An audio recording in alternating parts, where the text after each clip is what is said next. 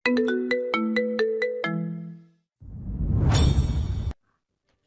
want you, beautiful girl.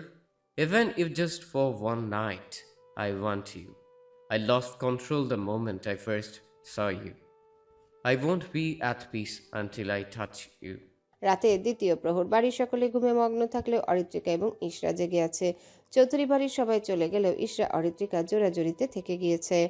রাতের খাবার খেয়ে দুজনে কম্বল মুড়ি দিয়ে রাত জেগে মুভি দেখতে ব্যস্ত। হরর মুভি কাঞ্চনা দেখছে। দুজনে মুভি দেখা শেষ করলো প্রায় একটার সময়। দুজনের চোখে ঘুমের লেশ মাত্র নেই। অনবরত বকবক করে এখন কথা বলার মতো টপিক তাদের কাছে নেই। অরিত্রিকা উপুর হয়ে শয়নরত অবস্থায় উদাসীন চিত্তে কিছু একটা ভেবে চলেছে। কি এমন ভাবছে তা বেশ সুকৌশলে বোঝার চেষ্টা করছে ইশরা। তার দৃষ্টি তীক্ষ্ণ। ইশরা বেবি, ভার্সিটি কাহিনী শুনে কি মনে হচ্ছে? তোর মতো গাধা একটাও দেখিনি অরিত্রিকা। তুই সারান ভাইকে হঠাৎ জাগাতে গেলি কেন? অরিত্রিকা শোয়া থেকে হুড়মুড় করে বসে পড়ল বিছানায়, মুখ বাঁকিয়ে বলে, ভেবেছিলাম একটু সাহায্য করব, সেই সব ভাবনা বাদ দে, আমার মাথায় একটা প্ল্যান এসেছে। ইশরা উঠে বসলো, কৌতূহলী ভাব নিয়ে জিজ্ঞাসা করলো, কি প্ল্যান? ওনাকে এত রাতে কল করে ডিস্টার্ব করব, আর তুই আমায় হেল্প করবি, আমায় আইডিয়া দিয়ে। আমি সবে নেই বাবা। ইশরা আতকে উঠে পড়ল। অরিত্রিকা ইনোসেন্ট মুখে বলল, সারহান ভাই আমাকে আজকে অপমান করেছে ইস্যু, সেই অপমান চুপচাপ শুনেছি, এখন ইচ্ছে করছে শোধ নিতে। প্লিজ বোন, আমার মনের ইচ্ছে পূরণ করে দে। ইশরা ধম করে বিছানায় শুয়ে পড়ল, কম্বল মুড়ি দিয়ে চোখ বন্ধ করে বলল, আমি এসবের মধ্যে নাই বই, তুই যা ইচ্ছে কর। অরিত্রিকা বেজায় বিরক্ত হয়ে বিছানায় হেলান দিয়ে বসলো। কটমট করে তাকালো ইশরার দিকে।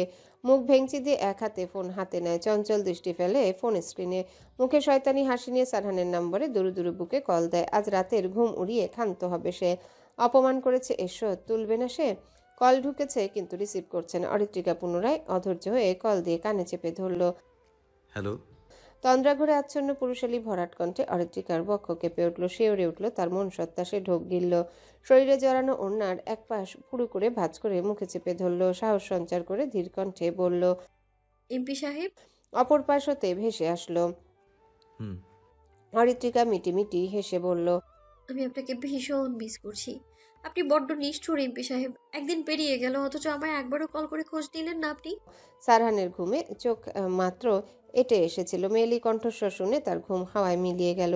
চোখ মুখ কুচকে গেল তার, বিরক্তির ভাঁজ পড়ল কপালে। সে বিছানা থেকে উঠে বসে, ফোনের স্ক্রিনে চোখ বুলিয়ে নেয়। নাম্বার দেখে মুখায়বব কঠিন হয়ে ওঠে, তবে তা প্রকাশ না করে শান্ত কণ্ঠে বলল, এত রাতে কল করেছো কেন?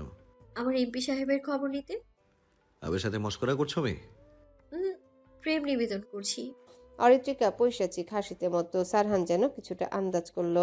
হঠাৎ ওষ্ঠ জুড়ে বাঁকা হাসি ফুটে উঠল। বিছানা থেকে নেমে নগ্ন পায়ে ব্যালকনিতে চলে যায় সারহান। অন্ধকারাচ্ছন্ন প্রকৃতির দিকে তাকিয়ে হাসি বজায় রেখে বলে, গভীর রাতে প্রেমিক প্রেমিকা কি ধরনের প্রেমালাপ করে নিশ্চয়ই জানো।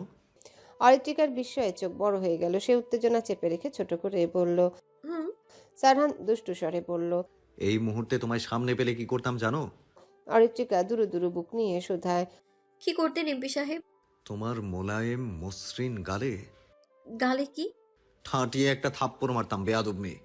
অরিত্রিকা সারহানের গমগমে কণ্ঠস্বর শুনে চমকে ওঠে। দ্রুততার সহিত কল কেটে দেয়। দু হাতে বুক ধরে হাঁপানি রোগীর ন্যায় হাঁপাতে থাকে। ভেবেছিল সারহান ভাই নিশ্চয়ই ফ্লার্ট করবে, কিন্তু তা না করে থাপ্পড় দেওয়ার হুমকি দিল। রাত পেরিয়ে সকাল হয়েছে। ধরণীতে কিঞ্চিত শীতল হাওয়ায় পরিবেশে অসম্ভব শীত অনুভব হচ্ছে। ফেব্রুয়ারি শুরু হলেও শীতের প্রকোপ অন্যবারের তুলনায় অনেক বেশি। সূর্যের দেখা মিলেছে কিছুক্ষণ আগে। অরিত্রিকা অরিন ছাদের দোলনায় বসে সানন্দে দোল খাচ্ছে। অরিন কলেজে গেল মাত্র। সে এখন অনার্স তৃতীয় বর্ষের শিক্ষার্থী। ভার্সিটিতে অ্যাডমিশন দিলেও ভাগ্যের উত্থানে কোথাও চান্স হয়নি, তাই রাজশাহী কলেজে অনার্স প্রথম বর্ষে ভর্তি হয়েছিল। আজমল সাহেব সাথী বেগমকে নিয়ে স্থানীয় হসপিটালে গিয়েছেন। দুদিন ধরে সাথী বেগমের প্রেশার বেড়ে আছে, সেই কারণে দ্রুত ডাক্তারের পরামর্শ দরকার। ইশরা মুখ ভার করে তাকিয়ে আছে অরিত্রিকার দিকে। অরিত্রিকা ইশরাকে সকাল থেকেই পাত্তা দিচ্ছে না। মূলত গতকাল রাতে তার ক্রাইম পার্টনারের জব থেকে রিজাইন করেছে, তাই সে ইশরার এমন মলিন চেহারা দেখেও না দেখার ভান করে এক মনে ফোন টিপে চলেছে। সে ভেবেছে আজ কোনো কথা বলবে না সে। অরিত্রিকা, চশমার সাথে কথা বল, মন খারাপ করে থাকিস না। তুই জানিস তো সারান ভাইকে আমি জমের মতো ভয় পাই। ঈশার করুণ স্বর শ্রবণ হলেও কোনো প্রতিক্রিয়া দেখালো না। অরিত্রিকা দৃষ্টি ফোন স্ক্রিনে নিবদ্ধ করে অনড় ভঙ্গিতে বসে রইল, যেন এসব কথায় তার কিছু যায় আসে না। ঈশা হতাশ হয়ে গেল, কাঁদো কাঁদো মুখে বলল, তুই যদি কথা না বলিস আমি কিন্তু চলে যাব। অরিত্রিকা নির্লিপ্ত ভঙ্গিতে বলল, যা, সত্যি চলে যাব কিন্তু। সত্যি চলে যা। অরিত্রিকার গমগমে কণ্ঠস্বর। ইশরা উঠে দাঁড়ায়, মন বেজার করে ছাদের কার্নিশ ঘেঁষে দাঁড়ায়। এক পলক অরিত্রিকার দিকে তাকিয়ে দৃষ্টি সরিয়ে নেয়, মলিন মুখশ্রীতে তাকায় সামনের রাস্তার দিকে। যানবাহন, মানুষের ভিড়ে ব্যস্ত রাস্তাঘাট, সবাই জীবনের তাগিদে ছুটছে কর্মস্থলে। শীতল হাওয়ায় ছুঁয়ে যাচ্ছে তার শরীর। ইশরা ব্যস্ত শহুরের রাস্তায় তাকিয়ে বলল, চল আজকে পদ্মার গার্ডেনে যাই। অরিত্রিকা গমগমে কণ্ঠে বলল। তোর সাথে কোথাও যাব না। ইশরা দীর্ঘশ্বাস ফেলে। অরিত্রিকার মন ভালো করবে কিভাবে ভাবতে শুরু করে। এর মাঝে ইশরার ফোনে সশব্দে বেজে ওঠে। ভাবনা চিন্তা অসমাপ্ত রেখে সে চপল পায়ে এগিয়ে দোলনার উপর রাখা ফোনটা হাতে নেয়। নাম্বার আর নাম দেখে দ্রুত কল রিসিভ করে বলে, আসসালামু আলাইকুম। অপর পাশ হতে উত্তর আসে। ওয়ালাইকুম আসসালাম। কিছু বলবি সাদাত? হ্যাঁ, 10 মিনিট সময় দিলাম। তুই রেডি হয়ে চাচার বাড়ির সামনে দাঁড়া, আমি আসছি তোকে নিতে। হঠাৎ এত তাড়া কেন? টমেটো, তোর ভাই ঢাকা থেকে এসেছে গতকাল রাতে। ইরফান ভাই অর্ডার দিলে তার ছোট বোন টমেটোকে যেন দ্রুত তার সামনে হাজির করি। এই কার্য উদ্ধার করতে আসছি এখন। ইশরা রেগে গেল বেশ, রাগান্বিত কণ্ঠে বলল। একদম আমায় টমেটো বলবি না সাধুর বাচ্চা। অপর পাশ হতে সাদাত হো হো করে হেসে উঠল। টমেটোকে টমেটো বলবো না তাহলে কি বলবো? গোলালু? একদম উল্টাপাল্টা বকবি না। ওকে, আর কিছু বললাম না। দ্রুত রেডি হয়ে নে, আমি আসছি। ওকে আয়। By tomato. সাদাত কল কেটে দিল। ইশরা আর রাগ ক্ষোভে ফুঁসে উঠল। ফোন কান থেকে নামিয়ে সজোরে চেপে ধরল। তিরিক্ষি মেজাজে অরিত্রিকাকে বলল, আমি চলে গেলাম, তুই থাক তোর বালের রাগ নিয়ে। ইশরা কথাটা বলে ধপাধপ পা ফেলে নিচে চলে গেল। অরিত্রিকা হতভম্ব হয়ে দেখল, হঠাৎ হলো কি এই মেয়ের। তার রাগ ভাঙানো বাদ দিয়ে উল্টো রাগ দেখিয়ে চলে গেল। অরিত্রিকা দোলনা থেকে নেমে দাঁড়ালো, দ্রুত তড়িঘড়ি করে ছুটল ইশরার পেছনে। সাদাত বাইকের সাথে হেলান দিয়ে বসে আছে, বেশ ভাব নিয়ে এক কানে ফোন গুজে হাস্যরত অবস্থায় কথা বলছে। মাঝে মাঝে কৃষ্ণবর্ণের চুলগুলো এক হাতে ঠেলে পেছনে দিচ্ছে। মুখাবয়বে ফুটে উঠেছে প্রাণবন্ত আমোদিত ভাব। তীক্ষ্ণ ও কালচে চোখ জোড়া অস্বাভাবিক আকর্ষণীয়, ভ্রুযুগল বাঁকিয়ে অনবরত কথা বলে চলেছে। সদ্য খোঁচা খোঁচা দাড়িতে সুদর্শন লাগছে।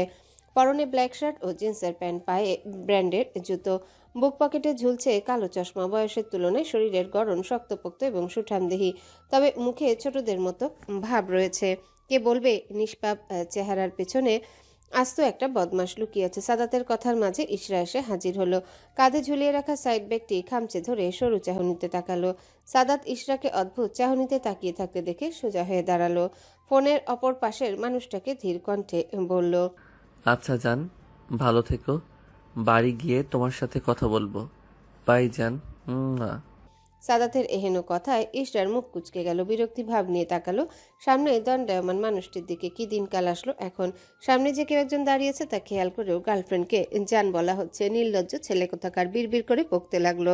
সাদাত কল কেটে ফোন প্যান্টের পকেটে রাখে। সরু দৃষ্টিতে তাকিয়ে ভ্রু যুগল বাঁকিয়ে জিজ্ঞাসা করে, কি হয়েছে তোর? মুখ বেলুনের মতো ফুলিয়ে রেখেছিস কেন? ইশরা উল্টো সন্দেহবাতিক কণ্ঠে শুধায়। এটা কয়েক নাম্বার গার্লফ্রেন্ড তোর? সাদাতের দৃষ্টি গাঢ় হলো, ভ্রুক্ষেপহীনভাবে অবলীলায় জানালো। 10 নাম্বার। ইশরা মাথা চক্কর দিয়ে উঠল। এই ছেলের এতগুলো গার্লফ্রেন্ড! সে স্তম্ভিত নয়নে তাকায় সাদাতের দিকে। সাদাত সেই চাহনি উপেক্ষা করে ঢ্যামকেয়ার ভাব নিয়ে বাইকে উঠে পড়ে। গম্ভীর কণ্ঠে বলে, দ্রুত বাইকে ওঠ।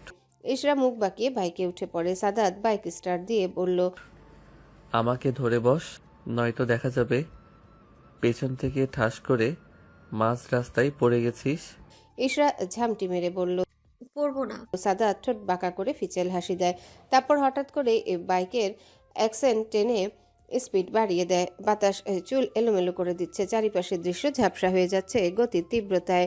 ইশরার বুক দূর দূর করছে। ভয় যেন হৃৎপিণ্ডটাকে মুঠো করে ধরে রেখেছে। মনে হচ্ছে এখনই যদি পড়ে যায় তাহলে আর রক্ষা নেই। স্পিড আরও বাড়ছে। ইশরা দিশেহারা হয়ে দুহাতে সাদাতের শুভ্র শার্ট শক্ত করে চেপে ধরে। ভয় আর উৎকণ্ঠায় তার পুরো শরীর কাঁপছে। এসে সাদাতের কাঁধের কাছে মুখ এনে ভয়ার্ত কণ্ঠে ফিসফিস করে বলল। সাদাত, বাইকের স্পিড কমা, আমার ভীষণ ভয় করছে। সাদাত শব্দ করে হেসে বলল। এই তোর সাহস? ভিতর ডিম কোথাকার। সাদাতের দৃষ্টি ব্যস্ত রাস্তার দিকে, চোখে তীক্ষ্ণ মনোযোগ। ইশরা একটু মাথা উঁচিয়ে তাকায়। বাইরে মিররে চোখ যায় তার। সেখানে স্পষ্ট দেখতে পায় সাদাতের ওষ্ঠকোণে চোরাগুপ্তা হাসির রেখা খেলে যাচ্ছে। এতক্ষণ ধরে তার ভয় আতঙ্ক সবকিছুই ছিল সাদাতের জন্য নিছক উপভোগের বিষয়। এটা বুঝতে পেরে ইশরার মেজাজ মুহূর্তেই সপ্তমে চড়ে বসে। রাগে গরম হয়ে ওঠে। এক হাতে দুম করে কিল বসিয়ে দেয় সাদাতের পিঠে। সাদাত আকস্মিক আঘাতে সামান্য কেঁপে ওঠে। সাথে সঙ্গে এক মৃদু আর্তনাদ বেরিয়ে আসে তার মুখ থেকে। উফ! ইশরা! বাইক সামলে নিতে নিয়ে সে অবাক দৃষ্টিতে তাকায় মেয়েটার দিকে। ইশরা মুখ রাগে টকটকে লাল, চোখ দুটো জল জল করছে। মনে হচ্ছে সুযোগ পেলে সে আরো কটা কিল বসিয়ে দিত। সারহান পার্টি অফিসে বসে আছে ক্লান্ত ভঙ্গিতে। শরীর কেমন ম্যাজম্যাজ করছে। সকাল থেকে 3টা গুরুত্বপূর্ণ মিটিং করেছে সে। এসবের মাঝে মেহমুদ রইস এবং হৈমির বিষয় নিয়ে বেশ চিন্তিত। আজকে অনেক প্রেশার গেছে তার উপর দিয়ে। সারহান কিছুক্ষণ আগে আবিরকে পাঠিয়েছে মেহমুদ রইসের খোঁজ খবর নেওয়ার জন্য। আপাতত হৈমির কোনো চিন্তা তার মস্তিষ্কে নেই। বাচ্চাটাকে সারহান রাতে তার ফ্রেন্ড মনের কাছে দেখভালের জন্য রেখে এসেছে। সারহান অধৈর্যের সহিত শার্টের উপরের বাটন খুলে ফেলল। চোখ বন্ধ করে গা এলিয়ে দিল আরামদায়ক চেয়ারটায়।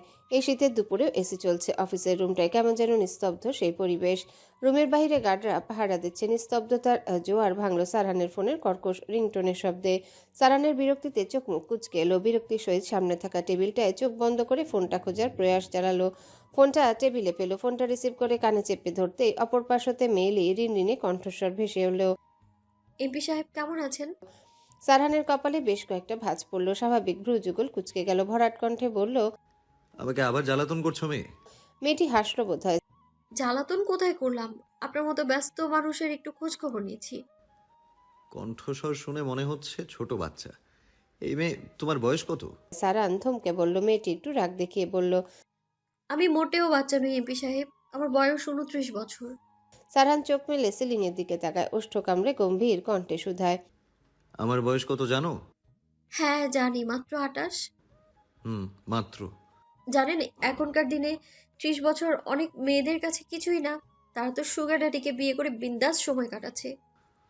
তুমিও সুগার ড্যাডিকে বিয়ে করে নাও মেয়ে। আমাকে ডিস্টার্ব করা বন্ধ করে দাও। সারহান শক্ত গলায় বলে। অরিত্রিকা কিছুক্ষণ মৌন থেকে জিজ্ঞাসা করে। দুপুরে খেয়েছেন? সারহানের কাটকাট জবাব। তোমাকে বলতে বাধ্য নই মেয়ে।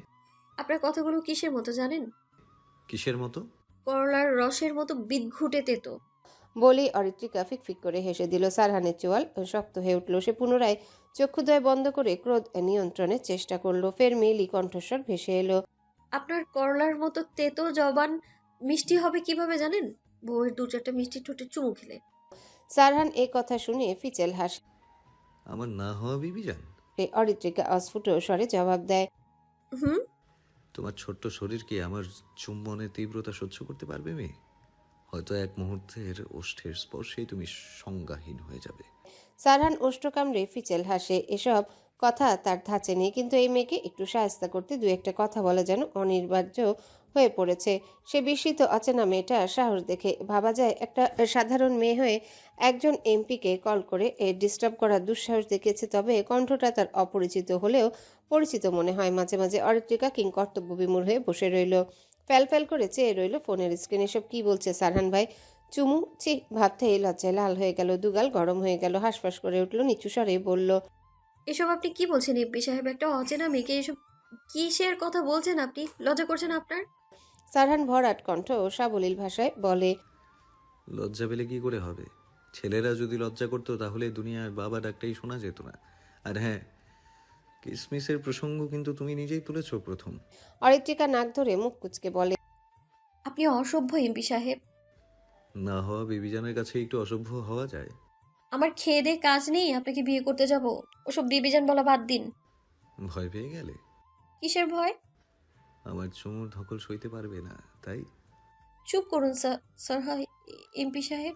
সারহান দাঁতে দাঁত চেপে কাঠিন্যতা এঁটে বলে। তুমি একটা বাচ্চা মেয়ে হয়ে আমার সঙ্গে লাগতে এসো না, নয়তো পরবর্তীতে এর ফল ভুগতে হবে। এখন তোমার হরলিক্স খাওয়ার সময়, প্রেম প্রীতির নয়। আর যদি আবারও কল করে বিরক্ত করো, আই সোয়ার তোমাকে খুঁজে বের করে কানের ওপর 2-4টে থাপ্পড় দিয়ে বেয়াদব থেকে মানুষ বানিয়ে দেবো। শেষোক্ত ঠান্ডা হুমকিতে অরিত্রিকা চমকে উঠে দ্রুত কল কেটে দেয়। সময় নদীর স্রোতের ন্যায় বহমান। নদীর স্রোত যেমন কারোর জন্য অপেক্ষা করে না, ঠিক তেমনই সময়ও কারোর জন্য অপেক্ষা করে না। এর মাঝে পেরিয়েছে প্রায় 1 সপ্তাহ। সকলে নিজেদের মতো নিজেদের জীবনে চলমান কাজকর্ম নিয়ে ব্যস্ত সময় অতিবাহিত করছে। চৌধুরী দুই বাড়ির লোকজন বেশ ভালো সময় কাটাচ্ছেন। এর মাঝে আরশাদ সাহেব, তানিয়া বেগম, সাদাত, ইসমা বেগম ও ইশরা এসেছিলেন অরিত্রিকাদের বাড়িতে। 2 দিন আগে অরিত্রিকার বন্ধু মহল এসেছিল, কিন্তু রুহান ছিল লাপাত্তা। সবাই মিলে অনেক আড্ডা দিয়েছে তারা। অরিত্রিকা সপ্তাহখানেক বাড়িতে রেস্ট করার কথা থাকলেও তা অমান্য করে ভার্সিটিতে যাওয়া আসা করছে। সেদিনের পর অরিত্রিকা সাহস হয়ে ওঠেনি সারহানের সাথে কথা বলার। আর না, দেখা হয়েছে। আগের মতো জীবন চলছে তার, যেখানে সারহান নামক কাঠখোট্টা রকচটা মানুষটা কোথাও নেই। সবাই আগের মতো জীবনযাপন করছে, কিন্তু অরিত্রিকার জীবনে হঠাৎ পরিবর্তন এসেছে। গোধূলি লগ্ন পেরিয়ে সন্ধ্যা নেমে এসেছে ধরণীতে। সূর্য অস্তমিত প্রায়। পাখিরা নিজেদের নিড়ে ফিরছে। ভার্সিটির ক্লাস শেষ করে কাঁধে ব্যাগ চাপিয়ে মাত্র বাড়িতে ঢুকলো অরিত্রিকা। ক্লান্ত শরীরে দুর্বল চিত্তে হেলে দুলে গুনগুন করতে করতে সদর দরজা পেরোয়।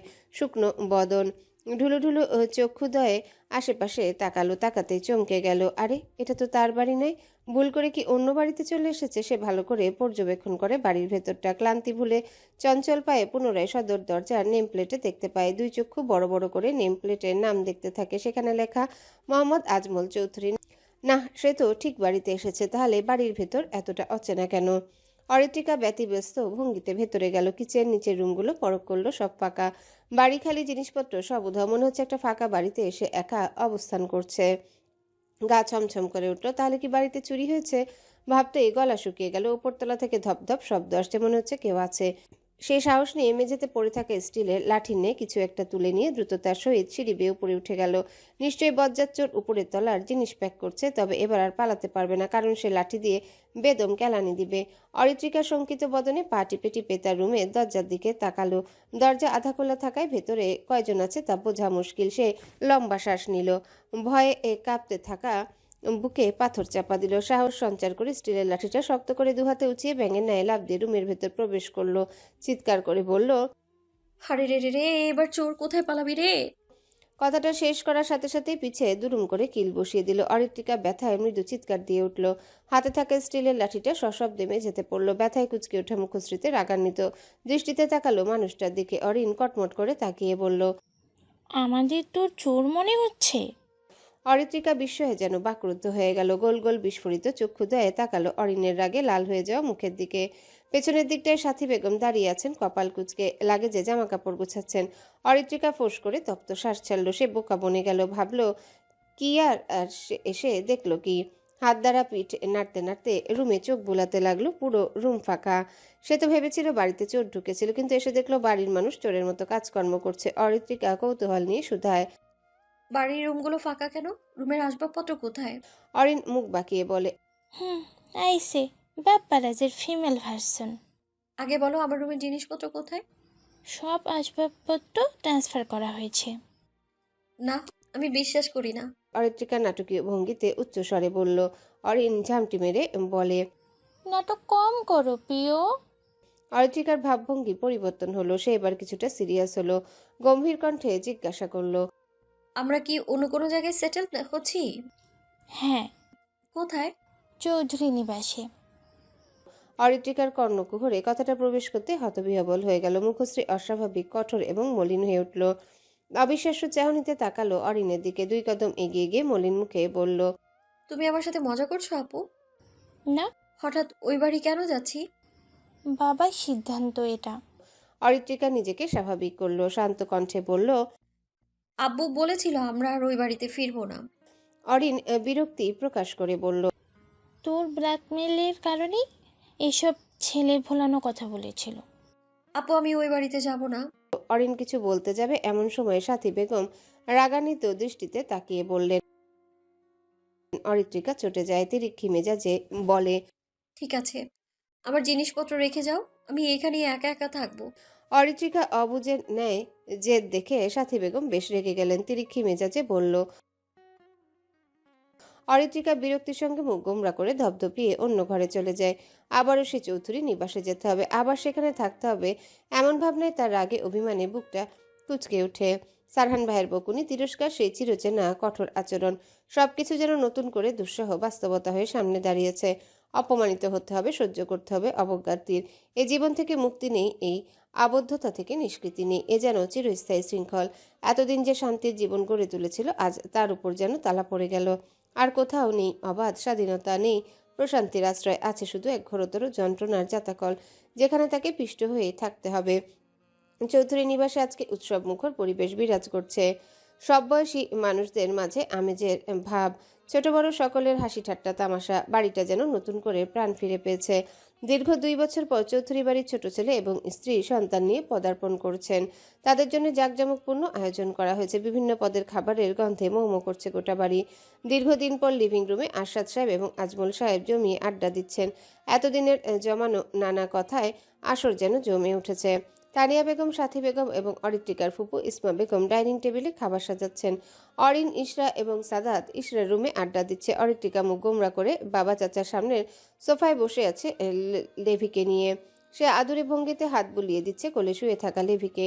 লেভি ও মালকিনের আদরে যেন আরো আদুরে হয়ে উঠেছে। লেভি হলো অরিত্রিকার পোষা পার্সিয়ান বিড়ালের নাম। আম্মা, কোনো কারণে কি তোমার মন খারাপ? আরশাদ সাহেবের কথা কর্ণকুহরে প্রবেশ করতে অরিত্রিকা ধ্যান ভেঙে যায়। সে স্বাভাবিকভাবে তাকায় সামনে, হালকা হেসে বলে, আহ মন খারাপ না।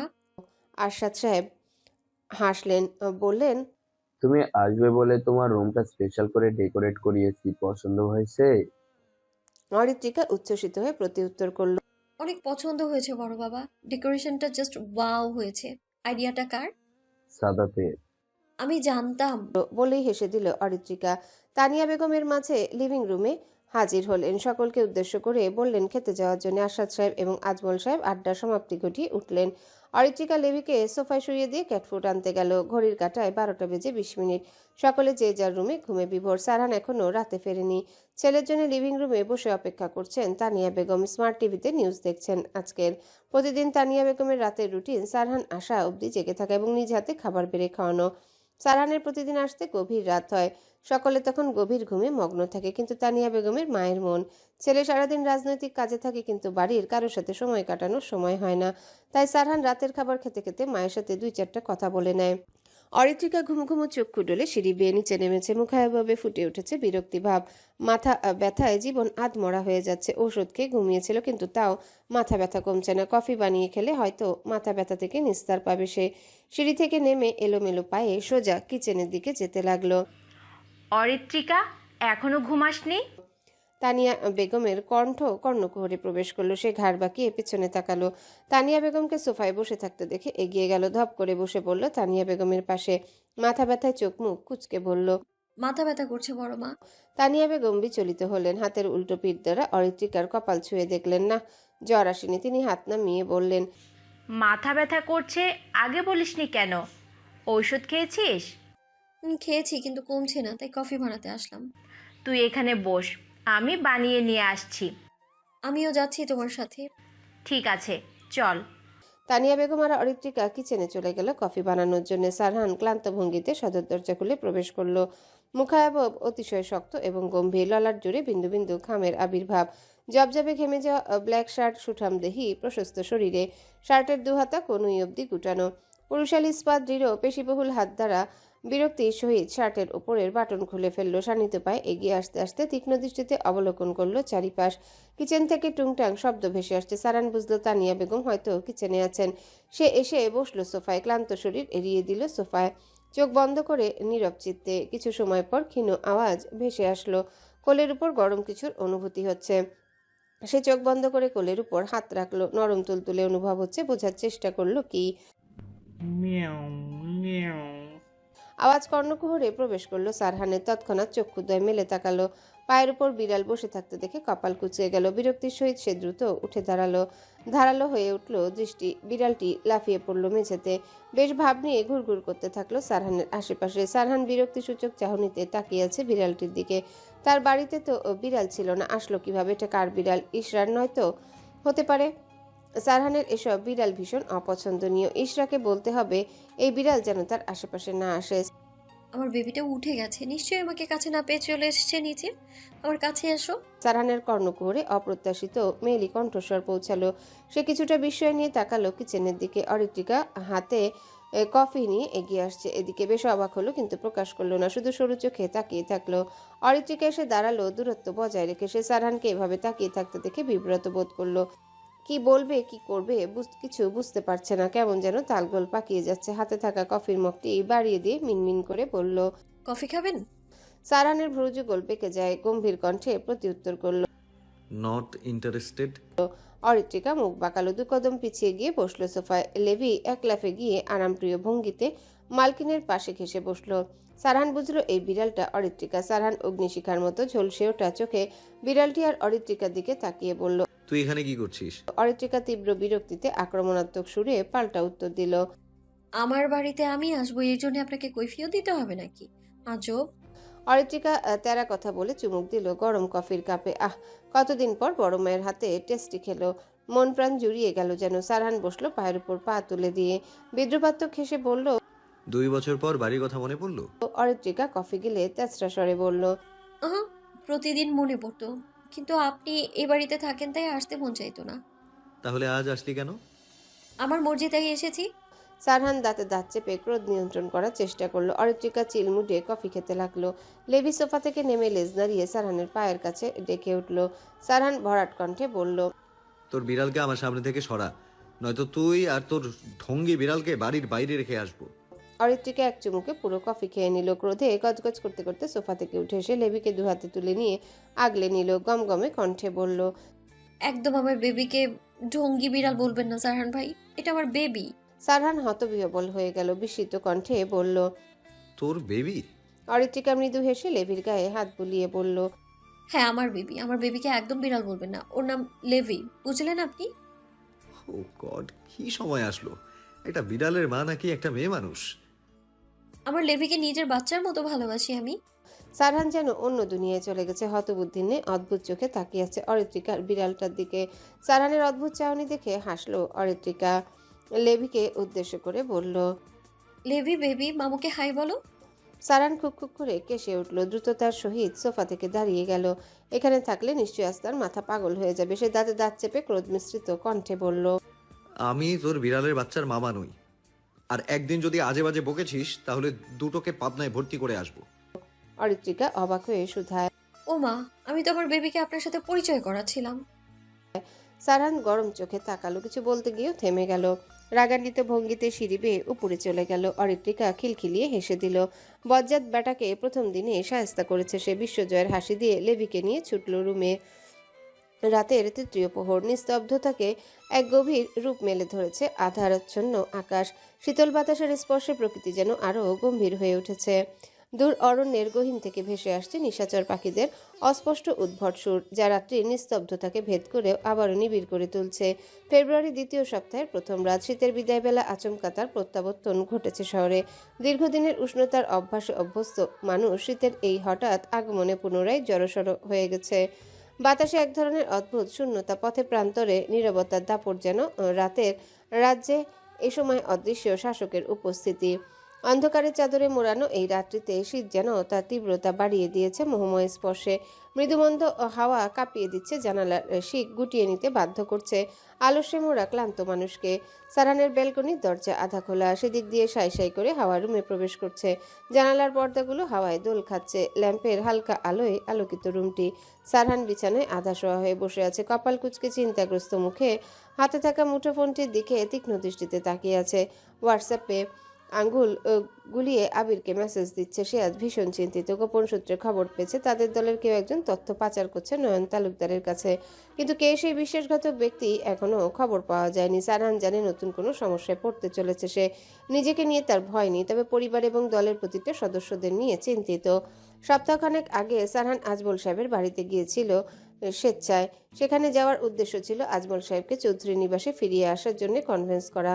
তীক্ষ্ণ বুদ্ধিমত্তা এবং ভীষণ চতুরতার সহিত কাজটা সম্পূর্ণ করেছে সে। অরিত্রিকার জেদ, একরোখা মনোভাব ভেঙে নিমিষে গুড়িয়ে দিয়েছে সারহান।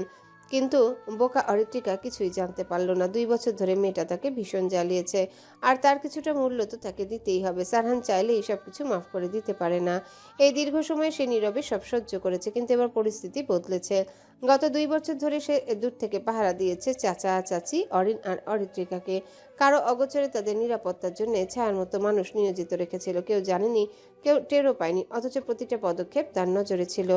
তখন সে ছিল একমাত্র ছাত্রনেতা, ক্ষমতার দৌড়ে সদ্য প্রবেশ করা এক তরুণ। কিন্তু এখন সে একজন সংসদ সদস্য। দায়িত্ব ও ক্ষমতা দুটোই বেড়েছে বহুগুণ। পরিবারের নিরাপত্তা তার কাছে সবকিছুর উপরে, আর সেই কারণে আজমল সাহেবকে ফিরিয়ে আনা ছিল অপরিহার্য।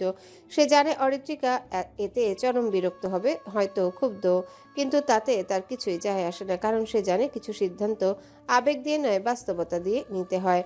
অরিত্রিকা তার চাচাতো বোন হলেও সারহান বেশ বিরক্ত মেয়েটার প্রতি। উদ্ভট কর্মকাণ্ড, বাচাল, চঞ্চলতা, জেদি, উড়নচণ্ডী ধাঁচের মেয়ে। ছোটবেলায় অরিত্রিকা শান্ত থাকলেও বড় হয়ে অশান্ত হয়ে গেছে। সারহান এসব ভেবে দীর্ঘশ্বাস ফেলে। পুনরায় দৃষ্টি নিবদ্ধ করে ফোনে। মেসেজিং করা বাদ দিয়ে সরাসরি কল দেয় আবিরকে। সাথে সাথে আবির কল রিসিভ করে। ব্রো বল। সারহান গম্ভীর কণ্ঠে বলল, মেহমুদ রইসের কি অবস্থা এখন? মোটামুটি ভালো, তবে যে কোনো সময় কিছু একটা হয়ে যেতে পারে। আমাদের আরো কয়েকজন লোক হসপিটালে সেট করে দে। খবর পেয়েছি মেহমুদ রইসকে হন্য হয়ে খুঁজছে নয়ন তালুকদার। কাজ হয়ে যাবে। হৈমির কি খবর? মনের কাছে বাচ্চাটা ভালো আছে তো? হইবি ভালো আছে, মুখ বাচ্চাটার মতো ভালো করে খেয়াল রাখছে। আগামীকাল সকালের 2টা মিটিং ক্যান্সেল কর। কেন? একটু বিজি থাকবো তাই। ঠিক আছে। সারহান হঠাৎ চুপ হয়ে যায়। একধানে উদাসীন ভঙ্গিতে তাকিয়ে থাকে ব্যালকনির দিকে। আবির কথা বলছে, কিন্তু সারহানের কোনো প্রতিক্রিয়া নেই। আওয়াজ শুনলেও উত্তর দিচ্ছে না। কেমন যেন আনমনা ভাব তার মাঝে। আবির কোনো উত্তর না পেয়ে বলল, সারহান, আমার কথা শুনতে পাচ্ছিস? সারহান গম্ভীর কণ্ঠে বলল, হ্যাঁ। কি হয়েছে তোর? কোনো কিছু নিয়ে আপসেট? হুম। তাহলে অন্য মনস্ক হয়ে আছিস কেন? এমনি। কি হয়েছে বল। সারহান ওষ্ঠকোণে মলিন হাসি ফুটিয়ে উঠে ভারী কণ্ঠে উত্তর দেয়। আজ চাচারা এসেছে। আবির অপ্রত্যাশিত খবরে ভীষণ খুশি হয়। উৎফুল্লতার সহিত বলে ওঠে, বলিস কি? তাহলে তো আজ তোর খুশির দিন। হ্যাঁ রে, আজ আমার খুশির দিন। আমি আজ ভীষণ খুশি, কিন্তু সেই খুশি প্রকাশ করতে ভয় হয়। জানিস, যেদিন চাচারা এই বাড়ি ছেড়েছিল সেদিন আমি কেমন থমকে গিয়েছিলাম। চোখের সামনে 2 ভাইয়ের বিচ্ছেদ দেখে জ্বলে উঠেছিল ভেতরটা। সুন্দর হাসি খুশিময় বাড়িতে ফাটল ধরেছিল আমার জন্য। তবুও আমি ছিলাম নির্বিকার এবং নিশ্চুপ। সাহসী মানুষটা আকস্মিক ঘটনায় চূর্ণ বিচূর্ণ হয়ে গিয়েছিল। আমার সাহস হয়নি চাচা চাচির সামনে দাঁড়ানোর। সারহানের কণ্ঠ আজ কেমন যেন অশান্ত। প্রতিটা শব্দে মিশে আছে বিষাদের সুর। বুকের ভেতরে অগোচরে লালিত হাহাকার। কষ্ট ও বিষাদ যেন আজ উগরে বাহিরে আসতে চাইছে। একজন কঠিন মনের মানুষ তীব্র কষ্টের কাহিনী শোনাচ্ছে। যে মানুষটা নিজের মনের কথা সকলের অগোচরে রাখে, আজ সে যেন মরিয়া হয়ে উঠেছে সেই তিক্ত অতীতের সম্মুখীন হতে। সারহান, শান্ত হ। চাচার মৃত্যু সম পরিস্থিতির জন্য আজও অনুশোচনা হয়। প্রতিটি ক্ষণে ক্ষণে নিজেকে অপরাধী ভাবি। আমি সেদিন দেখেছিলাম বাবাকে হারানোর ভয়ে মূর্ছে যাওয়া অরিন এবং অরিত্রিকাকে। চাচিকে দেখেছিলাম নিজের স্বামীকে হারানোর ভয়ে কষ্টে কান্না করতে। সেই দৃশ্য এখনো চক্ষুপটে ভাসে। অরিত্রিকা আমাকে ভীষণ ভয় পেত, কিন্তু সেদিনের পর থেকে মেয়েটা একদম পাল্টে গিয়েছিল। সাহস নিয়ে এসেছিল আমার কাছে। ক্রোধ ক্ষোভ নিয়ে বলেছিল রাজনীতি ছেড়ে দেওয়ার জন্য, কিন্তু আমি আমার সিদ্ধান্তে ছিলাম অটল। উত্তর দিয়েছিলাম রাজনীতি ছাড়ব না।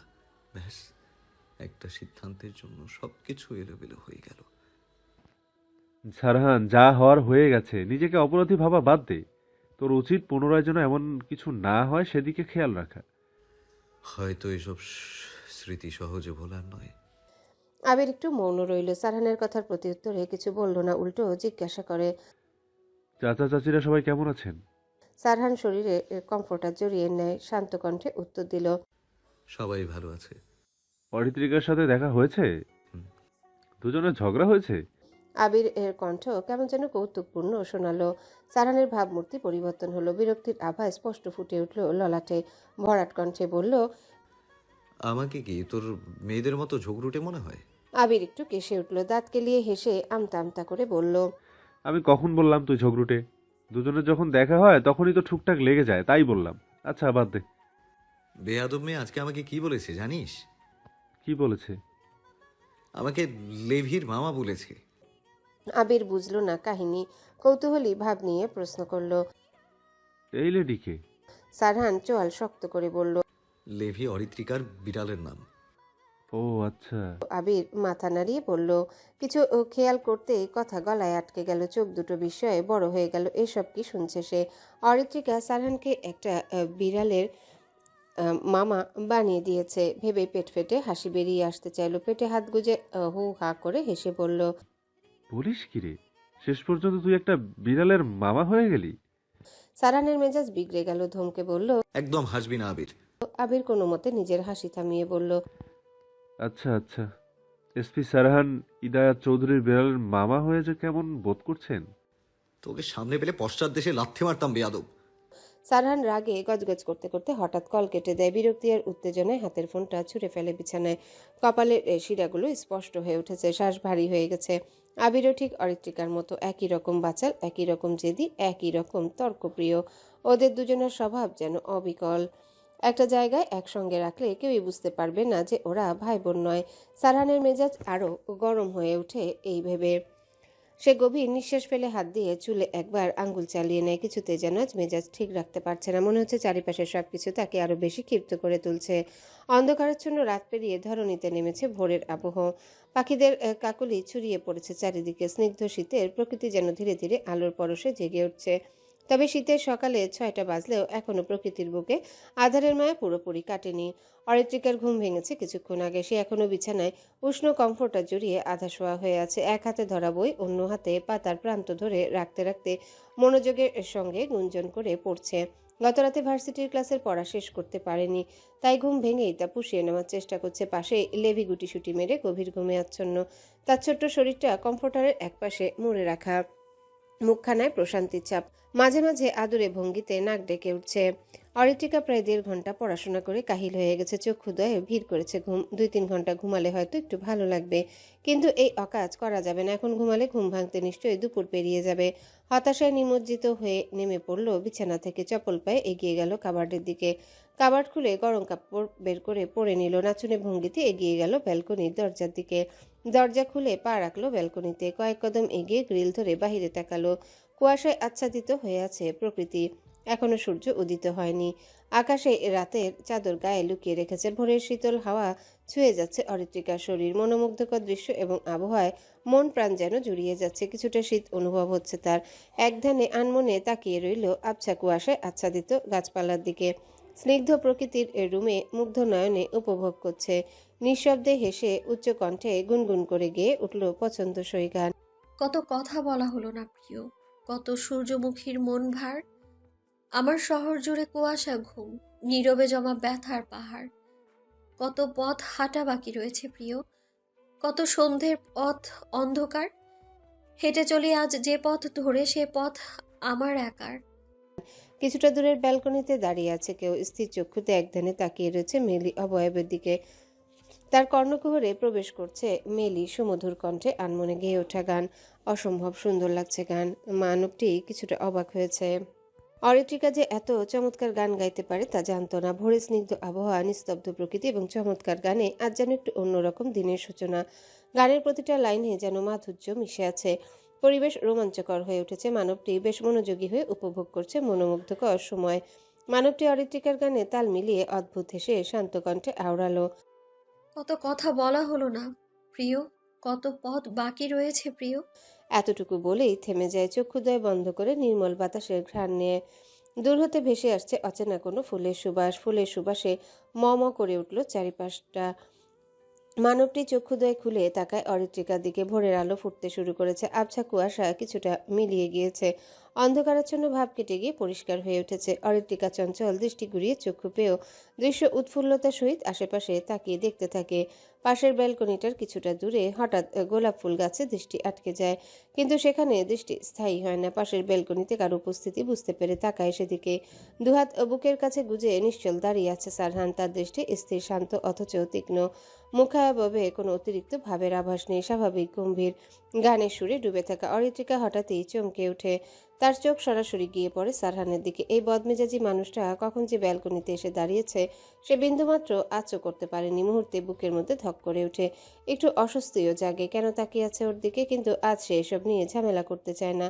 এত সুন্দর একটা সকালে কোনো ঝগড়া, কোনো তর্ক নয়। প্রকৃতির এই মুগ্ধকর আবহাওয়া নষ্ট করতে মন চায় না তার। তাই নিজের স্বভাবসুলভ উল্টাপাল্টা কথা না বলে শান্ত থাকার কঠিন চেষ্টা চালিয়ে যায় অরিত্রিকা। অরিত্রিকা দ্রুত নিজেকে সামলে নেয়, এলোমেলো চুলগুলো কানের পাশে গুজে নিয়ে চোখের সামনে দাঁড়িয়ে থাকা মানুষটার দিকে তাকায়। স্বাভাবিক থাকার চেষ্টা করলেও কণ্ঠে অদৃশ্য সংকোচ লুকিয়ে থাকে। ধীর গলায় শুধায়, সাহান ভাই, আপনি কখন এসেছেন বেলকনিতে? সারহান এক মুহূর্ত চুপ থেকে স্থির দৃষ্টিতে অরিত্রিকার দিকে তাকিয়ে থাকে। মুখাবয়বে কোনো অতিরঞ্জিত ভাব নেই, কণ্ঠস্বরে শীতল দৃঢ়তা এনে বলে, তুই যখন গান গাইছিলি তখন? আমার গান গাওয়ার জন্য আপনার ঘুম ভেঙে গেছে। সরি সাহান ভাই। অরিত্রিকার কণ্ঠে অনুতপ্ততার রেশ। সে মুখ ভার করে সারহানের দিকে তাকিয়ে আছে। তার মনে ছিল না সিঁড়ি ওপাশের প্রথম রুমটায় সারহান থাকে। ব্যালকনির দূরত্ব খুব বেশি নয়। উচ্চস্বরে কথা বললে স্পষ্ট শোনা যায়। সারহান শান্ত কণ্ঠে বলল, ওকে। সারহানের কণ্ঠস্বর আজ অন্যরকম শোনালো, কেমন যেন অতি শান্ত আর অবিশ্বাস্য রকমের স্বাভাবিক, যা মোটেও স্বাভাবিক বিষয় না। অরিত্রিকা সৌজন্যমূলক হাসলো, শুধু দৃষ্টি ফিরিয়ে গোলাপ গাছের দিকে নিবদ্ধ করলো। একটা গাছে প্রায় 15 থেকে 20টা হালকা গোলাপি রঙের গোলাপ ফুটেছে। এত সুন্দর ফুলগুলো দেখে চক্ষুদ্বয় জুড়িয়ে যাচ্ছে। The song and the singer's voice were incredibly beautiful. সারহানের আচানক প্রশংসাসূচক বাক্যে মানবটির চকিত দৃষ্টিতে তাকায় অরিত্রিকা। বিস্ময়ে ওষ্ঠযুগল কিছুটা ফাঁক হয়ে যায়।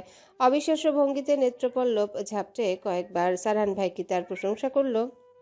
হয়তো যন্ত্রমানবের থেকে প্রশংসা পেয়ে তার কেমন গোলমাল লাগছে। এই মানুষটার বহু রূপ দেখে সে দিশেহারা হয়ে যায়। অরিত্রিকা বিস্ময় গিলে শুধায়, আপনি কি আমার প্রশংসা করলেন সাহান ভাই? সারহান স্থির দৃষ্টিতে তাকে ওষ্ঠ বাঁকিয়ে বলল, না, সিঙ্গারের প্রশংসা করলাম, স্টুপিড কোথাকার। সারহান অরিত্রিকার সরল ও শিশুসুলভ কথাবার্তায় একটু আনন্দিত হলো না, বরং বিরক্তির আভাস ফুটে উঠল তার মুখে। এক মুহূর্ত স্থির থেকে কোনো প্রতিক্রিয়া না জানিয়ে সে দাম্ভিক ভঙ্গিতে ব্যালকনি থেকে সরে গেল। অরিত্রিকা হতভম্বের মতো তাকিয়ে রইল তার বিদায়ী ভঙ্গির দিকে। বড় গলায় অপমান করেও নির্বিকার ভঙ্গিতে চলে গেলেন। প্রশংসা যখন করতে জানে না তখন করতেই বা আসেন কেন? সারহান ভাই মনে মনে বলে ক্ষান্ত হলো। এক পলক ব্যালকনির দিকে তাকিয়ে নিশ্চিত হলো সে যন্ত্র ও মানবটির আর দেখা নেই। তুচ্ছ ভঙ্গিতে মুখ বাঁকিয়ে নিজের ঘরে প্রবেশ করলো অরিত্রিকা। আজ আর আবেগে ভাসলে চলবে না।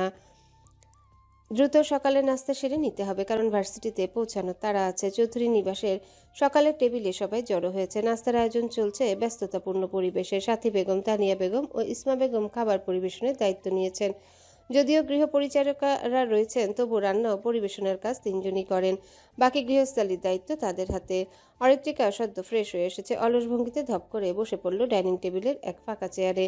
একবার চোখ বুলিয়ে নিল পরিবারের সবাইকে। বড় বাবা ও তার বাবা গল্পে মশগুল। খেতে খেতে আলোচনা চলছে। ইশরা, সাদাত আর অরিন নীরবে খাবার চিবোচ্ছে, যেন কোনো গুরুত্বপূর্ণ কাজে নিমগ্ন। টেবিলের বাকি দুটো চেয়ার খালি। অরিত্রিকা কৌতূহলী দৃষ্টিতে ঘাড় বাঁকিয়ে সিঁড়ির দিকে তাকালো। সারহান ভাই কি বাড়িতে নেই নাকি উপরের ঘরে? তবে থাকলেও তার কিছু যায় আসে না, বরং দেখা হলে নতুন কোনো উপদেশ বা শাসনের খড়ঙ্গ তার উপর নেমে আসবে। অতএব না থাকাই ভালো। তানিয়া বেগম প্লেট ভর্তি করে নাস্তা সাজিয়ে দিলেন। অরিত্রিকাকে সিঁড়ির দিকে তাকিয়ে থাকতে দেখে জিজ্ঞাসা করলেন, অরিত্রিকা, সিঁড়ির দিকে তাকিয়ে আছিস কেন? অরিত্রিকা ঘাড় ফিরিয়ে তাকায় তানিয়া বেগমের দিকে। চটপটে ভঙ্গিতে বলে, সাহান ভাই কি বাড়িতে নেই বড় মা? হ্যাঁ আছে তো। নাস্তা করবেন না উনি? এখন নাস্তা করবে না, রুমে বসে মিটিংয়ে ব্যস্ত। ও। অরিত্রিকা ছোট প্রতিউত্তর করে ভদ্রমের মতো নাস্তা করতে মনোযোগী হলো। ধীরে সুস্থে আরামসে নাস্তা করছে আর কিছু একটা ভেবে চলেছে। সে ভাবনা ভীষণ গুরুতর। তার পাশের চেয়ারে কাউকে হঠাৎ বসতে দেখে চমকে যায়। চমকিত নয়নে তাকায় পাশে। এতদিন পর পাশে বসা মানুষটিকা দেখে বেশ অবাক হয়।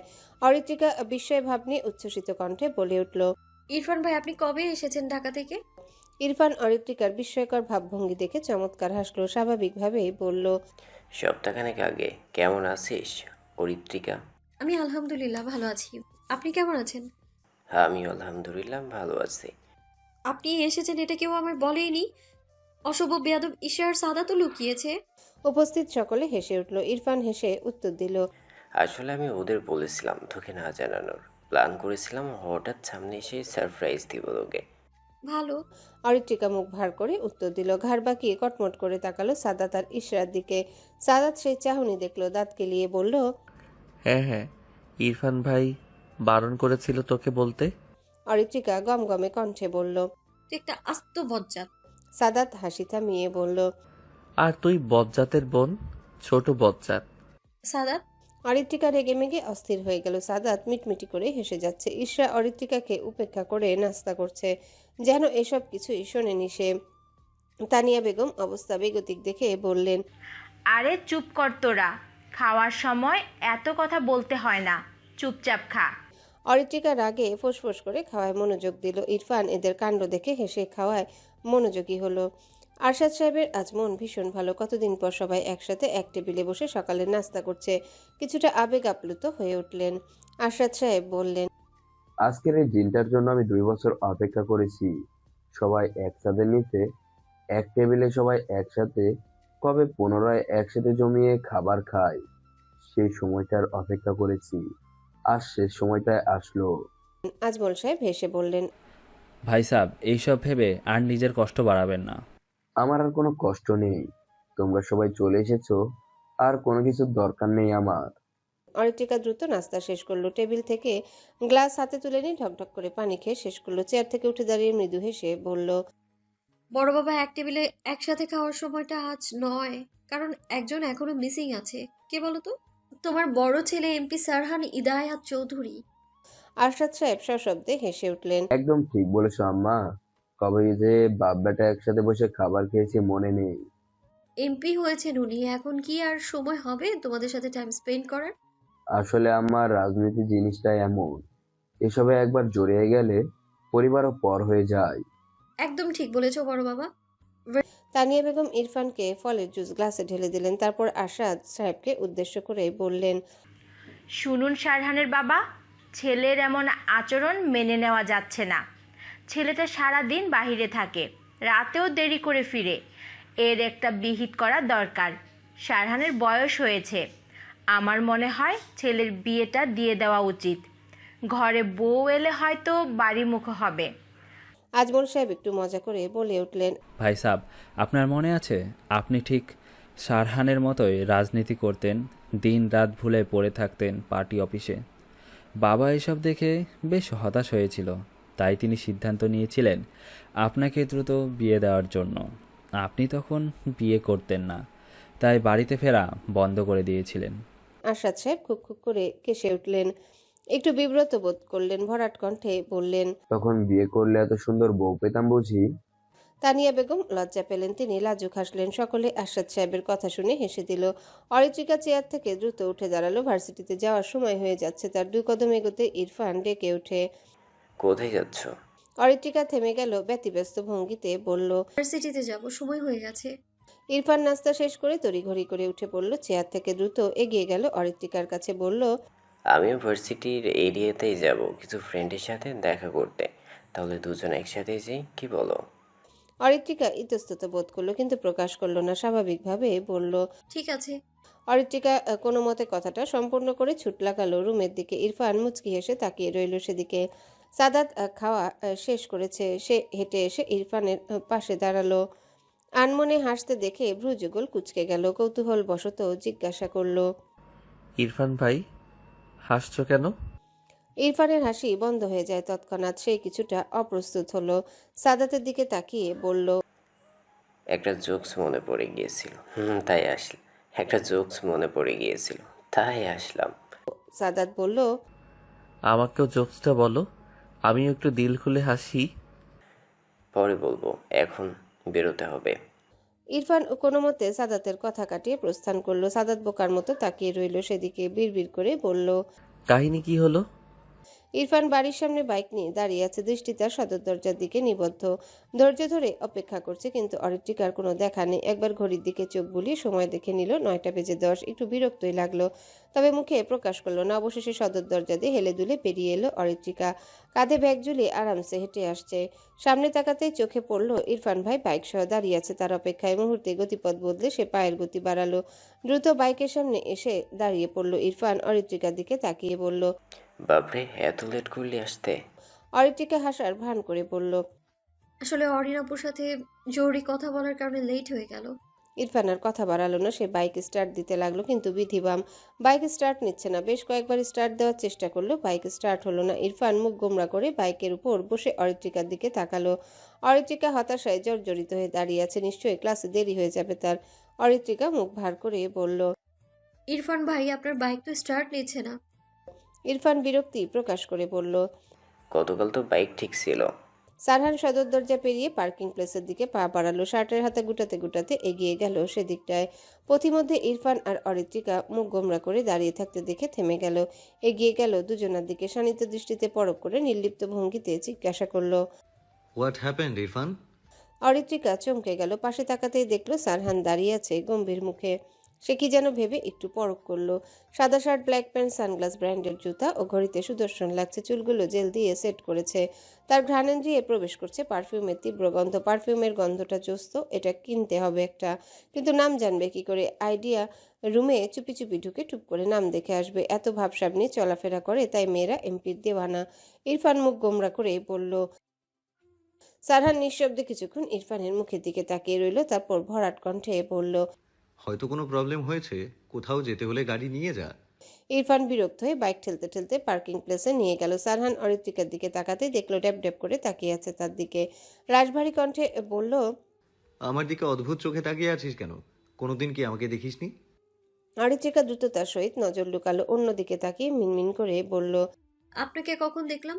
আমি তো আপনার চোখের চশমাটা দেখছিলাম। সারহান এসব নিয়ে আর প্রশ্ন করে না। সারহান পকেট থেকে ফোন বের করে কাউকে মেসেজ করে। সরু চোখে এক পলক অরিত্রিকার দিকে তাকিয়ে পা বাড়ায় পার্কিং প্লেসের দিকে। অরিত্রিকার মেজাজ যেন তুঙ্গে। আজ সকালে শুরু হয়েছে সারহান ভাইয়ের মুখ দেখে, তাই তো বাড়ি থেকে বেরোতে বাইক নষ্ট হলো। সে বিরক্তির ভঙ্গিতে পা বাড়ালো মেন গেটের দিকে। গাড়িতে ভার্সিটি যাওয়ার তার মুড নেই। সারহান কিছুক্ষণ আগে তার পার্সোনাল গাড়ি নিয়ে বের হয়ে গেছে।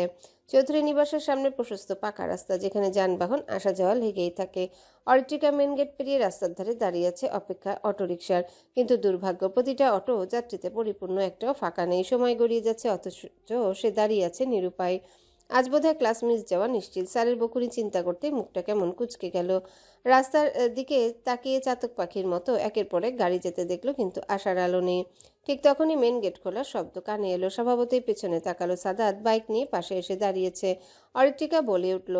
ভাই, আমার ভার্সিটিতে নামিয়ে দিয়ে আয় প্লিজ। সাদাত এক ভ্রু উঁচিয়ে ইশারা করে বলল। বাইকে উঠো দ্রুত। অরিত্রিকা মৃদু হেসে তড়িঘড়ি করে বসে পড়ল বাইকে, বলল। চল এবার। সাদাত বাইক স্টার্ট দিয়ে চলল ভার্সিটির দিকে। মানুষে পরিপূর্ণ ব্যস্ত রাস্তায় দৃষ্টি ফেলে বলে। গার্লফ্রেন্ডের সাথে কথা বাদ দিয়ে ভার্সিটিতে রাখতে যাচ্ছি তোকে। অরিত্রিকা অবাক হওয়ার ভান করে বলল। আমি কি বলেছিলাম ভাই তুই গার্লফ্রেন্ডের সাথে কথা বলা বাদ দিয়ে আমায় নিয়ে চল? তুই বলিসনি, কিন্তু অন্য একজন বলেছে। কে বলেছে? অরিত্রিকার কৌতূহলী ভাব। সাদাত উত্তর দেয়। সারহান ভাই বলেছে। অরিত্রিকা হতবাক, চোখ বিস্ফোরিত হয়ে গেল এক মুহূর্তের জন্য। সারহান ভাই, এই ডোন্ট কেয়ার ভাবওয়ালা মানুষটা নিজে থেকে তার ভার্সিটি যাওয়ার ব্যবস্থা করে দিয়েছে, এটা কি সত্যিই সম্ভব? অরিত্রিকা আনমনে হাঁটছে, তার শরীরে জড়ানো ওড়না হাওয়ায় দোল খাচ্ছে। হালকা বাতাসে খোলা চুলগুলো নড়ে উঠেছে। বিক্ষিপ্ত ভঙ্গিতে হাতে ধরে রেখেছে একগুচ্ছ লাল গোলাপ আর একটা চিঠি। কিছুক্ষণ আগে ডিপার্টমেন্টের ক্লাস শেষ হয়েছে তাদের। ক্লাস শেষ হতে রুহান আর রুদ্র কোনো গুরুত্বপূর্ণ কাজে চলে গেছে। রাহাজ ভার্সিটিতে আসেনি, মেয়েটা ভীষণ অসুস্থ। অরিত্রিকা তিশা গল্প করতে করতে প্যারিস রোড দিয়ে আসছিল, এমন সময় অচেনা একজন ছেলে হঠাৎ এসে অরিত্রিকাকে লাল গোলাপ ফুলের বুকে এবং একটা চিঠি ধরিয়ে দিয়ে প্রস্থান করে। সে কিছু বলবে সেই সময়টাও পায়নি। তিশা এহেন কাণ্ডে অবাক হয়ে যায়। কে এমন করলো বুঝতে পারছে না কেউ। তিশা অরিত্রিকা চিন্তাগ্রস্ত বদনে তাকিয়ে জিজ্ঞাসা করে। এই ফুলের বুকে আর চিঠি কি করবি? অরিত্রিকা আনমনে হাঁটছে, চিন্তিত ভঙ্গিতে বলে উঠল। জানি না কি করব। লাভ লেটার আর ফুলের বুকে কে দিতে পারে? আমার জানা মতে তোর তো কোনো প্রেমিক পুরুষ নেই। কোন গাধা দিল এটাই তো বুঝতে পারছি না। এসব নিয়ে বাড়িতে ঢুকলে নিশ্চয়ই তুলকালাম বেঁধে যাবে। কি করব আমি? তিশা কিছুটা ভাবুক হয়ে গেল, কিছুক্ষণ মৌন থেকে চটপটে ভঙ্গিতে বলল। বলবি পহেলা ফাল্গুন উপলক্ষে আমি তোকে গিফট করেছি। আগামীকাল ছুটি, তাই অগ্রিম গিফট দিয়েছি। অরিত্রিকা ভাবলো কিছুক্ষণ, গোমরা মুখে উত্তর দিল। সবাইকে এসব ভুজুং বাজুং বোঝানো গেলেও সারহান ভাইকে পারবো না। উনি যদি একবার সন্দেহ করে আমি তো শেষ। তার থেকে ফুলগুলো কাউকে দিয়ে দিই আর চিঠিটা রেখে দিই, বাড়িতে গিয়ে পড়বো। তিশা মাথা নাড়িয়ে বলল। আচ্ছা। চুমকি চলেছে একা পথে, সঙ্গী হলে দোষ কি তাতে, হার মেনেছে দিনের আলো, রাগলে তোমায় লাগে আরো ভালো, চুমকি চলেছে একা পথে। অরিত্রিকা তিশার কথার মাঝে হঠাৎ থমকে গেল। কোথাও থেকে ভেসে এলো এক বেসুরা কণ্ঠস্বর, চড়াসড়ি বিকৃত সুরে কোনো গানের টুকরো। অবচেতনে তারা দুজন পিছনে ফিরল। দৃষ্টি আটকে গেল তিনজন তরুণের উপর। ভার্সিটির আমবাগানের পাশে তিনটি বাইকের গায়ে হেলান দিয়ে দাঁড়িয়ে আছে তারা, ঠোঁটে কুৎসিত হাসি রেখা, চোখে এক প্রকার নির্লজ্জ দৃষ্টি। তাদের চেহারায় ছড়িয়ে রয়েছে বখাটে পোনার স্পষ্ট ছাপ। রঙিন শার্টের উদ্ভট বাহার, চোখে কালো চশমার আড়াল, গলায় ঝুলছে সাদা চেন আর হাতে বাঁধা কালো ফিতে। তাদের চাহনিতে এমন দৃষ্টিভঙ্গি যা অরিত্রিকা তিশার শরীরে বিদ্যুতের মতন কাঁপন ধরিয়ে দেয়। এরা কারা তার বুঝতে দেরি হলো না। রাজশাহীর স্থানীয় বখাটে গোষ্ঠীর সদস্য এরা।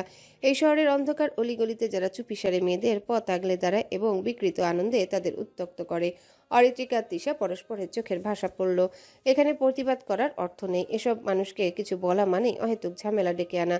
তাই তারা কোনো প্রতিক্রিয়া না দেখে নাক মুখ কুচকে এগিয়ে চলল সামনের পথে দ্রুত এবং নিশ্চুপ ভঙ্গিতে। ও সুন্দরী, আমাদের পাত্তা না দিয়ে কোথায় যাও? বখাটে একজনের কণ্ঠস্বর হতে ভেসে আসা কথাগুলো কর্ণকুহরে প্রবেশ করতে অরিত্রিকার মেজাজ বিগড়ে যায়। পিছু ফিরে কটমট করে তাকায় তিনজনের দিকে। বখাটেরা সশব্দে হেসে উঠল। তিশা অভয়ার্থ দৃষ্টিতে তাকায় পিছনে। অরিত্রিকার এক হাত চেপে ধরল, ধীর কণ্ঠে বলল, বোন চল এখান থেকে, এদের সাথে লাগতে যাস না। অরিত্রিকা ক্রোধে গজগজ করে বলল, এদের তিনজনের মাথা ফাটিয়ে দিতেই হচ্ছে, জানোয়ারগুলো। চল। অরিত্রিকা তিশার কথা শুনল না। ক্রোধে জর্জরিত হয়ে বখাটেদের উচ্চস্বরে বলে উঠল, ভরা ক্যাম্পাসে ইপটিজিং করছিস? যদি চিৎকার করি তোদের কি হবে ভেবে দেখেছিস? তিনজন অট্ট হাসিতে ফেটে পড়ল, যেন মজার কোনো কথা শুনছে তারা। তাদের মধ্যে একজন বলে জঘন্য ইঙ্গিতে বলে উঠল, আরে ভয় দেখাচ্ছ কেন? আমরা তো ভয় পেয়ে গেলাম। ও মাগো, কে কোথায় আছো, বাঁচাও। পরক্ষণে দাঁত কেলিয়ে বলল, তোমার রাগে চেহারাটা ভালো লাগছে না দেখতে। আসো আমাদের কাছে, একটু ছুঁয়ে দিই, তখন দেখবে রাগে চেহারা লজ্জায় লাল হয়ে যাবে। তোমার হট ফিগার দেখে কন্ট্রোল করতে পারছি না। অরিত্রিকার গা গুলিয়ে উঠল। রাগে ক্ষোভে ফুঁসে উঠছে সে।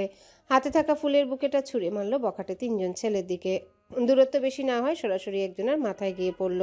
ছেলেটা মৃদু চিৎকার দিয়ে উঠল। তিনজনেই হতচকিত হয়ে গেল মুহূর্তে। তিশা একটু চমকে উঠল, ভয়ার্ত কণ্ঠে বলল, বই, এটা তুই কি করলি? পালা দ্রুত। অরিত্রিকার মন চাচ্ছে ছেলেগুলোকে জুতার বাড়ি মারতে, কিন্তু এখন আর এক মুহূর্ত দাঁড়ানো যাবে না। দাঁড়ালে ঝামেলায় পড়তে হবে। সে তিশার হাত ধরে দ্রুত হাঁটতে লাগলো। এমন সময় পেছন থেকে কেউ একজন অরিত্রিকার হাত চেপে ধরেছে। আতঙ্কিত দৃষ্টিতে ঘাড় বাঁকিয়ে পেছনে তাকায়। রাগান্বিত ভঙ্গিতে বখাটেদের একজন এসে তার হাত ধরেছে। বখাটে ছেলেটি রাগান্বিত দৃষ্টিতে তাকিয়ে বলল, তোর এত সাহস, আমার বন্ধুর গালে ফুলের বুকে ছুঁড়ে মেরেছিস? তিশার শরীর থরথর করে কাঁপছে। ভয় তার সমস্ত সত্তা গ্রাস করে ফেলেছে। গলা শুকিয়ে কাঠ হয়ে গেছে। গলা থেকে এক ফোঁটা শব্দ বের হবে না। সে চারিপাশে তাকায়, কিন্তু তেমন কাউকে দেখতে পায় না। জায়গাটা এমনিতেই নির্জন থাকে, আজও তার ব্যতিক্রম হয়নি। অরিত্রিকা নিজে শির দ্বারা সোজা রাখার প্রাণপণ চেষ্টা করছে। ভিতরে ভিতরে ভয় যেন বরফের মতো জমে যাচ্ছে তার শিরায় উপশিরায়, কিন্তু সে তা প্রকাশ করবে না। তার চোখ তীক্ষ্ণ, মাথা কাজ করছে দ্রুত। পালানোর কোনো উপায় আছে কি? কেউ কি আসছে দূরে? সে শক্ত করে নিজের হাত ছাড়ানোর চেষ্টা করলো, কিন্তু ছেলেটা তার মুঠি আরো দৃঢ় করলো। এবার জোরে টান দিয়ে অরিত্রিকাকে আমবাগানের দিকে টেনে নিতে লাগলো। তার কুৎসিত ঠোঁট থেকে বেরিয়ে এলো বিষাক্ত হিস হিসে স্বর। তোর সাহস আজ আমরা দেখবো, শালি কোথাকার। অরিত্রিকা ব্যথায় কুচকে যাওয়া মুখে তিরিক্ষি মেজাজে বলল, আমি কিন্তু চিৎকার করব। কর। অরিত্রিকার অবস্থা বেহাল। কি করবে সে বুঝতে পারছে না। প্রায় সন্ধ্যা হয়ে আসছে ধরণীতে, অথচ একই ফ্যাসাদে জড়িয়ে গেল। সে তিশার দিকে তাকালো, ইশারা করলো চিৎকার করার জন্য। তিশা সেই ইশারা বুঝতে পারলো। চিৎকার করতে যাবে এমন সময় আরেকজন ছেলে এসে সামনে দাঁড়ালো। সেই ছেলেটার হাতে চকচক করছে চাকু। অরিত্রিকার ইশরা দুজনেই চমকে উঠল। অরিত্রিকার হাত পা ছুঁড়ে কান্না করতে ইচ্ছে করছে। কেন যে কুত্তাগুলোর সাথে লাগতে গিয়েছিল, তিশার কথা কেন যে শুনলো না? শুনলে হয়তো এই মুসিবত আসতো না। এসব চিন্তা ভাবনার মাঝে চাকু হাতে ছেলেটি কারো শক্তপোক্ত হাতের মার খেয়ে লুটিয়ে পড়ল রাস্তায়। চাকু ছুটে গিয়ে পড়ল কিছুটা দূরে। অরিত্রিকার আর তিশা আটকে উঠল। দ্রুততার সহিত সামনে তাকালো। দৃষ্টি স্থির হলো এক অচেনা মানবের দিকে। দৃষ্টি কঠোর এবং রক্তাক্ত, চোয়াল অতিশয় শক্ত। মধ্যে অরিত্রিকার হাত থরথরিয়ে কেঁপে উঠে ছেড়ে দিয়েছে ছেলেটি। আতঙ্কিত দৃষ্টি তাকিয়ে ছুট লাগালো পেছনের দিকে, কিন্তু বেশি দূর যেতে পারল না। তার আগে অচেনা মানবটি বখাটে ছেলেটার শার্ট পেছন থেকে ধরে সামনে ঘুরিয়ে বেদম কেলানি দিতে লাগলো। অরিত্রিকার ইশরা ভয়ে সিটি একপাশে চুপচাপ দাঁড়িয়ে আছে, হতভম্বের ন্যায় সামনে ঘটে যাওয়া কাহিনী দেখছে। এসব কি হচ্ছে কিছুই বুঝতে পারছে না। অচেনা মানবটি রাস্তায় ব্যথায় চিৎকারকৃত ছেলে দুটোকে উদ্ভ্রান্তের মতো লাথি মারছে। ছেলেগুলোর অবস্থা খুবই খারাপ, ব্যথায় গুঙিয়ে গুঙিয়ে উঠছে, নাক মুখ ফেটে রক্ত গলগলিয়ে পড়ছে। অচেনা মানবটি হঠাৎ শান্ত হয়ে যায়, হাত দ্বারা ইশারা করে কাউকে। 4 জন লোক ছুটে আসে দ্রুত, আহত 2 জন বখাটেকে ধরে কোথাও নিয়ে যেতে থাকে।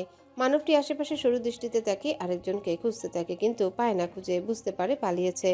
ভেবেই দীর্ঘশ্বাস ফেলে সে অনেকটা হাঁপিয়ে গেছে। ঘাড় বাঁকিয়ে পেছন ফিরে এগিয়ে যায় অরিত্রিকা তিশার দিকে।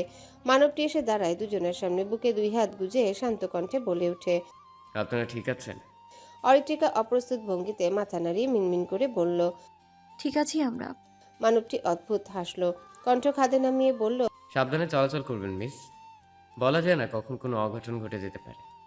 আজ আমি না আসলে আপনাদের কি হবে ভাবতে পারছেন? অরিত্রিকা দ্বিধাগ্রস্ত মুখশ্রীতে ভালোভাবে তাকালো দণ্ডায়মান মানবটির দিকে। চেহারা এবং পোশাকে আভিজাত্যের ভাঁজ ফুটে উঠেছে। এক কথায় সুদর্শন বলা যায়। দেখে মনে হচ্ছে কোনো ভদ্র পরিবারের ছেলে। মানবটি তীক্ষ্ণ দৃষ্টিতে অবলোকন করলো অরিত্রিকা আর তিশাকে। দুজনে অদ্ভুত দৃষ্টিভঙ্গি প্রদর্শিত করছে। তা দেখে ওষ্ঠকোণের মৃদু হাসি ফুটিয়ে তুলল, শান্ত কণ্ঠে নিজের পরিচয় দিল। আমার নাম ইলহাম তালুকদার। আমি রাজশাহী বিশ্ববিদ্যালয়ের একজন প্রাক্তন ছাত্র। অরিত্রিকা ইতস্তত ভাব নিয়ে বলল, ও, আপনাদের নাম? তিশা একগাল হেসে উত্তর দেয়, আমার নাম তিশা, আর আমার ফ্রেন্ডের নাম অরিত্রিকা। ইলহাম হাসলো। নাইস নেই। সন্ধ্যা হয়ে আসছে, আপনাদের বাড়ি ফেরা উচিত। অরিত্রিকা কোনো মতে বলল। আমাদের হেল্প করার জন্য ধন্যবাদ। অরিত্রিকা কথা শেষ করে তিশার দিকে তাকালো। তিশা ড্যাব ড্যাব করে তাকিয়ে আছে ইলহামের দিকে, কেমন বেহায়ার মতো তাকিয়ে আছে অচেনা মানুষটার দিকে। অরিত্রিকা চটে গেল। সে ইলহামের দিকে তাকিয়ে সৌজন্যমূলক হেসে তিশার হাত ধরে টেনে তড়িঘড়ি করে প্রস্থান করলো। ইলহাম তালুকদার কি হ্যান্ডসাম রে, প্রথম লাইনের ক্রাশ খেয়ে গেলাম। ইস, আর একটু যদি ওনাকে 2 নয়ন ভরে দেখতে পারতাম। দুজনে হাঁটছে। এর মাঝেই তিশার বিমোহিত কণ্ঠে বলে ওঠা কথায় অরিত্রিকার শরীর চলে গেল। সে কটমট করে তাকিয়ে বলল, হ্যালো বন্ধুরা, পরবর্তী পার্ট খুব তাড়াতাড়ি আসবে, তো সবাই অপেক্ষায় থাকো। আর চ্যানেলটি যারা এখনো সাবস্ক্রাইব করোনি তারা পরবর্তী পার্ট দেখার জন্য চ্যানেলটি সাবস্ক্রাইব করে রেখো। ধন্যবাদ সবাইকে, আমাদের সাথেই থেকো।